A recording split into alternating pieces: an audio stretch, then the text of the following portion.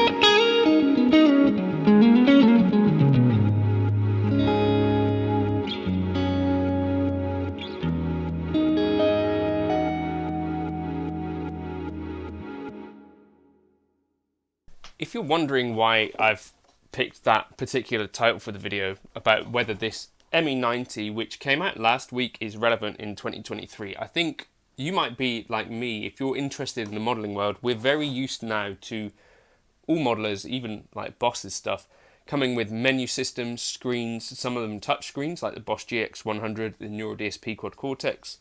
But what Boss have listened to is people saying that we need more knobs, and what they've given us is a load of knobs. I have to say, I've never tried a Boss knob-based multi-effect. I did own a Boss BE5.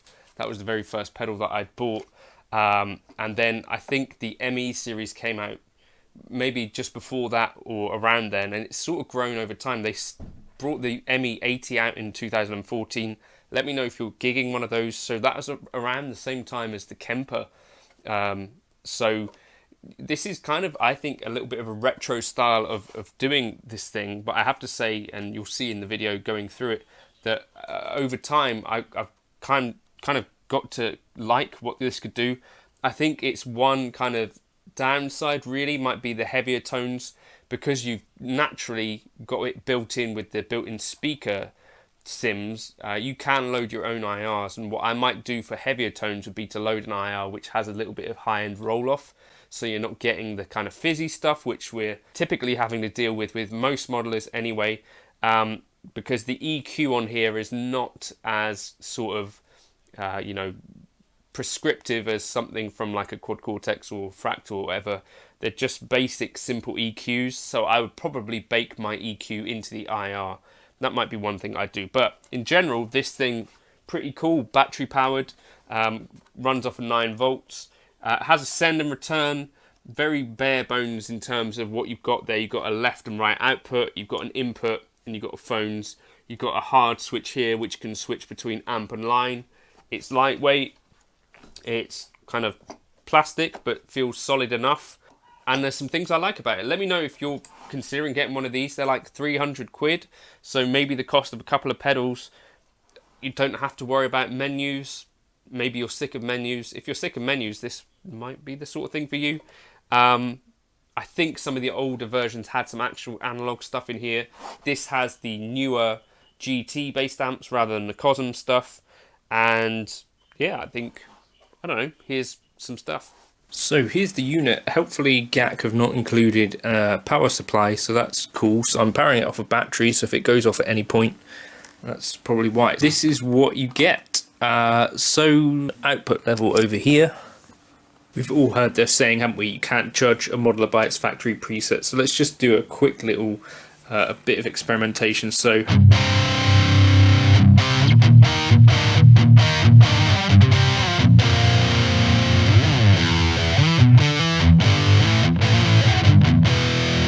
that's 2, sounds kind of fizzy. 3.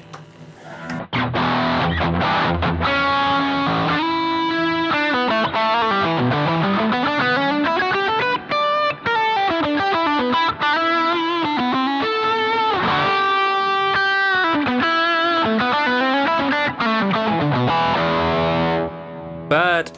And 4.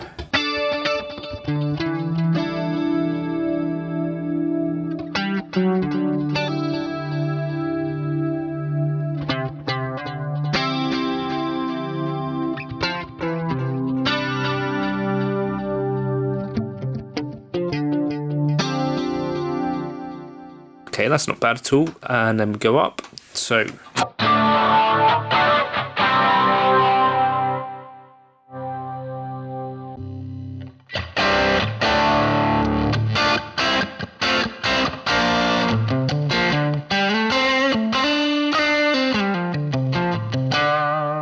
and if we wanted to explore within that,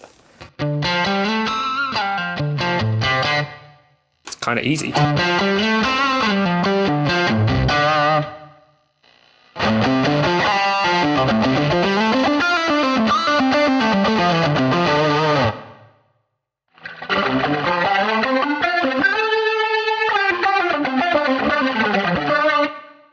Menu again, up we go. Wait, stay in this bank. 3, I think, is where we need to get to.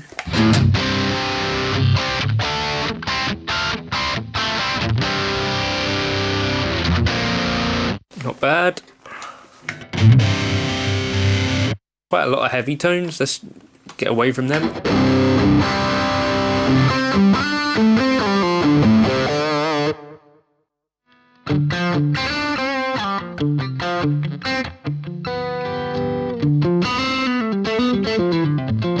That's not bad. Let's stick a bit of delay on.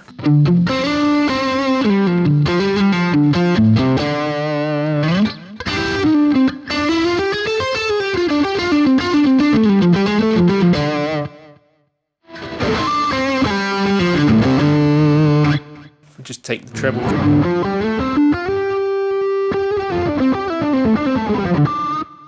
I don't know.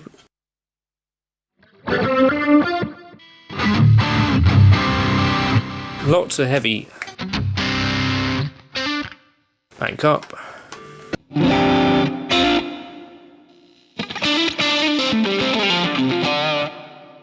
Gets a bit fizzy.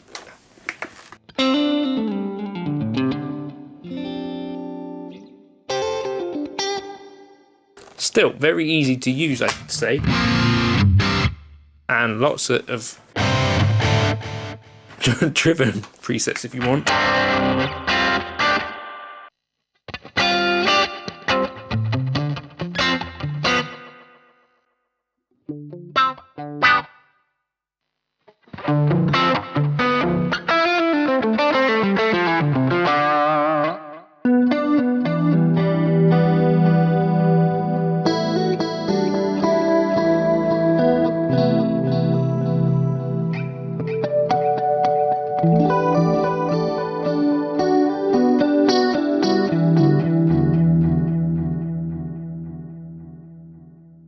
I've taken a look at some of the factory presets, and instead of using them, I think it's probably more likely that you'd end up dialing in your own kind of presets, and that's kind of what I thought. Let's spend some time doing that instead. We've got volume,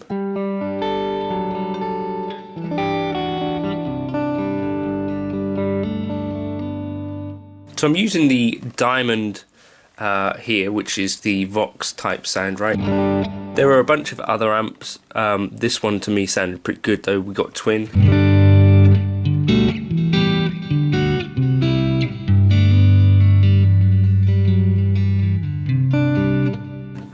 Things like X-Mod, Juggernaut, Maximum, X High Gain,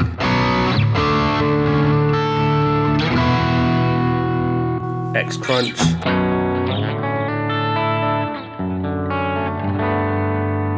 and Natural.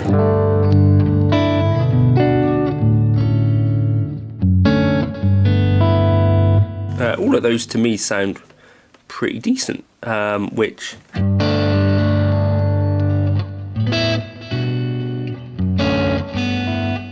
so let's just jump back here. Basically the way that I was running things, if you press this button here you get into manual mode, where you can basically just assign what you see is what you get. So you've got your amp, EQ, reverb, manual memory switch, delay, mod, OD, etc. So over here we've got things like pitch blocks and stuff like that. So if we go to, so we play in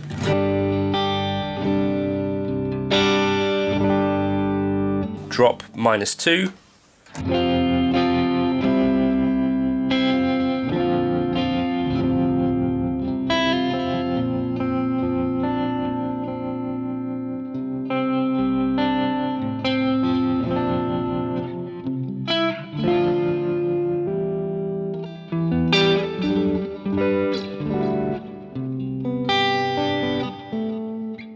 and as well as things like octavers, slow gears, feedbackers, whatever that does, octave.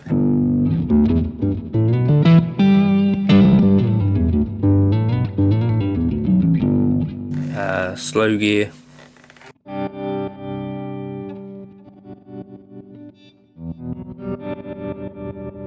And what I was using was the compressor. Okay, then we've also got an OD block here.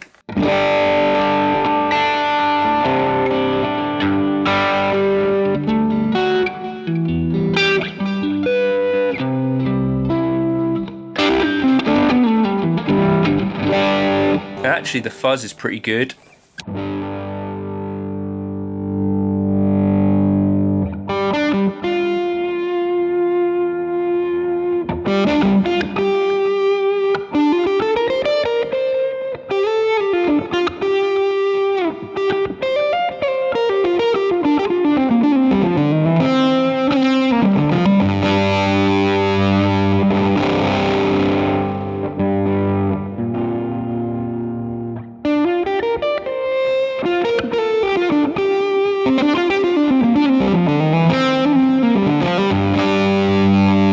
And then it's got all the other sort of normal things that you'd expect.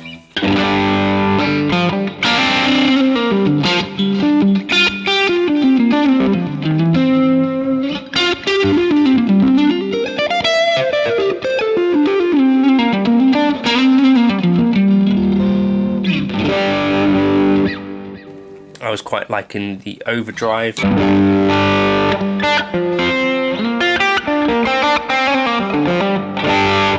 But anyway, get the idea with that. We've got a reverb switch over here, and see the reverb we've got room.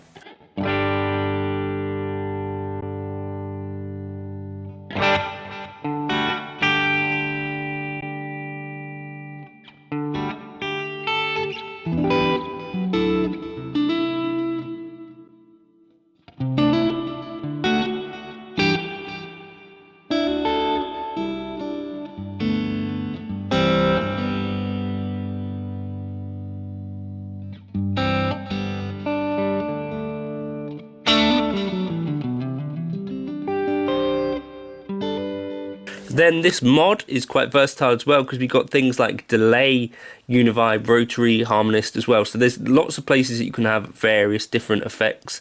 For example, you can have delay here, you can have delay over here in effects 2 as well.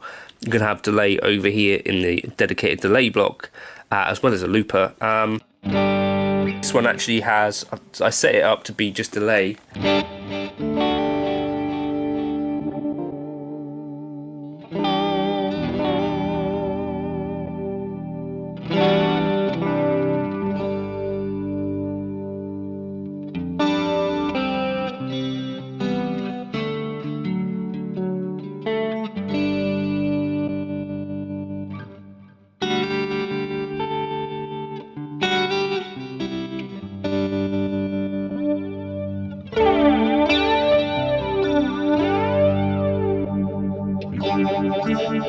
Phaser as well, a pitch shift,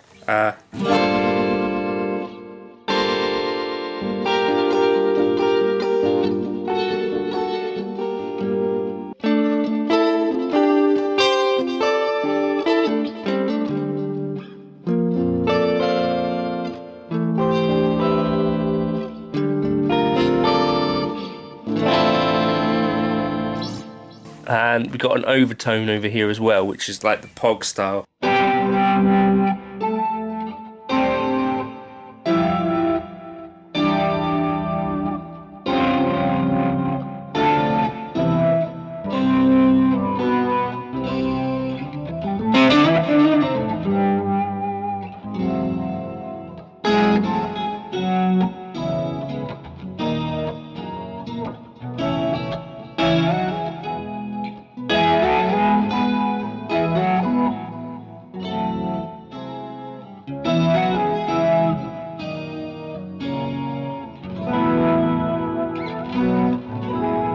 Really nice organ type sounds. And then on our delay block, we've got cool things. We've got all of the delays that you'd expect, including shimmer and terror echo.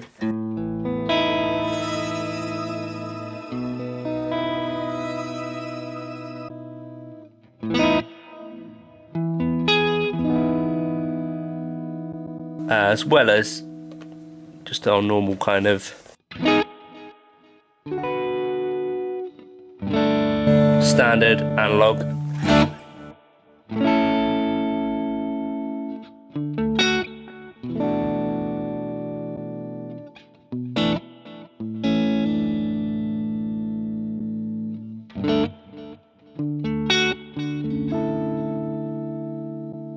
Reverse even. And what's also quite cool is over here we've got a bunch more effects that we can have with the effects pedal, which I discovered earlier on, but they've got a really cool freeze effect over there as well, which I set up to be here on this pedal.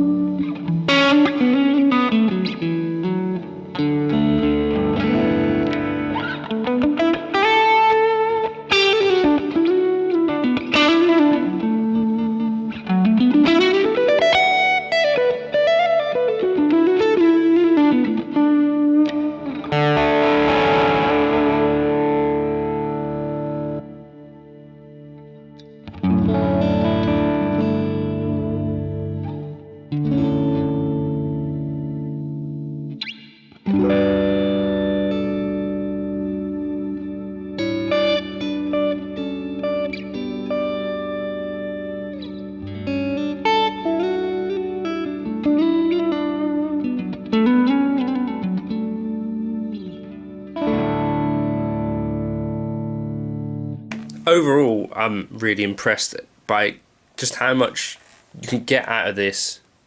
Just, you know, the design just works really well for some reason. I'm very much used to using, you know, menus and all that sort of stuff, but this has really kind of no learning curve. You're just getting straight in, getting involved. So I could imagine this being quite easy to set up for a gig. You could basically have your manual mode if you needed to, so you switch in and out. Say you're in your clean tone, you want to kick on your overdrive.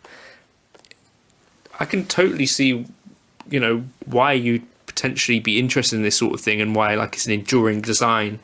The ME80, obviously, still folks are using them, and in some ways it's kind of refreshing just to have everything right there on the screen as well, right? And not have to kind of remember things too much. Other things that this thing can do, if it's not obvious, you've got a wireless adapter here, so you can control it with an app, or also wirelessly stream stuff to it. It can be run off of 4 AA batteries, pretty neat. And the other cool thing, which I'm not particularly demoing in this video, there is some amount of trails that happen as you switch between presets, so you don't get a gap too much switching between presets. So you can realistically gig it in a way where you might have like a different preset on each part here, and actually reasonably gig it. I think I might even try and gig this thing, because there are definitely people out there using them. I think what I'm going to have to do is load in some of my own IRs and go from there, really. Let me know your thoughts on the ME90. Have you tried one? Are you thinking you might try one? Do you think the knobs should make a comeback? Cheers.